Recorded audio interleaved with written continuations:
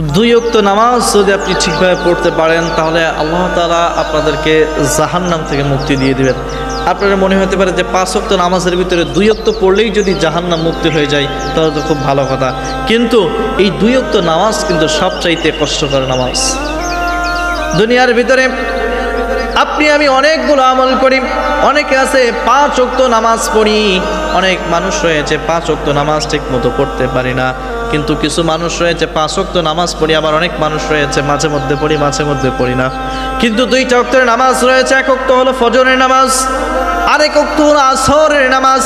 ফজরের নামাজ যদি কোনো ব্যক্তি পড়তে পারে, আসরের নামাজ যদি কোনো ব্যক্তি পড়তে পারে, তাহলে আল্লাহ তাআলা ওয়াদা দিয়েছেন তার হাবিবের মাধ্যমে ওই ব্যক্তিকে আমি জাহান্নাম দিব না। কারণ এই 2 ওয়াক্ত নামাজ হলো এমন নামাজ, এই 2 ওয়াক্তের নামাজ হলো মুনাফিকের জন্য সবচাইতে কষ্টের নামাজ। কোন মুনাফিক যারা রয়েছে এই 2 ওয়াক্তের নামাজ তারা ঠিকভাবে আদায় করতে পারে না। ফজরের সময় দেখবেন এমন সময় যে সময় মুসাল্লি মসজিদে সবচাইতে কম হয়, আসরের সময় কিন্তু সবচাইতে কম হয়। আসরের সময় মানুষ কিন্তু দুনিয়াবি ব্যস্ততা বেশি থাকে, ফজরের সময় কিন্তু ঘুমের ভিতরে মানুষগুলো নিমজ্জিত থাকে, আর ফজরের সময় হলো বরকতের সময়। এই সময় নবী করিম সাল্লাল্লাহু আলাইহি ওয়াসাল্লাম এই ফজরের পরে যে সময় রয়েছে এই সময় বরকতের দোয়া করেছেন। এজন্য ফজর পরে আপনারা কখনো ঘুমাবেন না।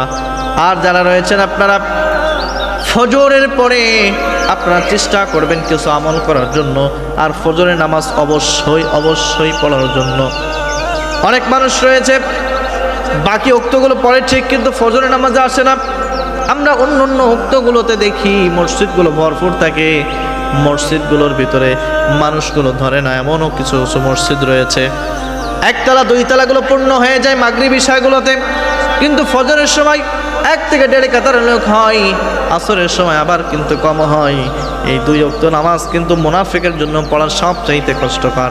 মুনাফিকরা কিন্তু এই 2 ওয়াক্তের নামাজ ভালোভাবে আদায় করতে পারে না। এজন্য যারা এই 2 ওয়াক্তের নামাজ ঠিকঠাকভাবে আদায় করবে তার হাবিবের মাধ্যমে আল্লাহ তাআলা ওয়াদা করেছেন ওই ব্যক্তি অবশ্যই জান্নাতের ভিতরে প্রবেশ করবে।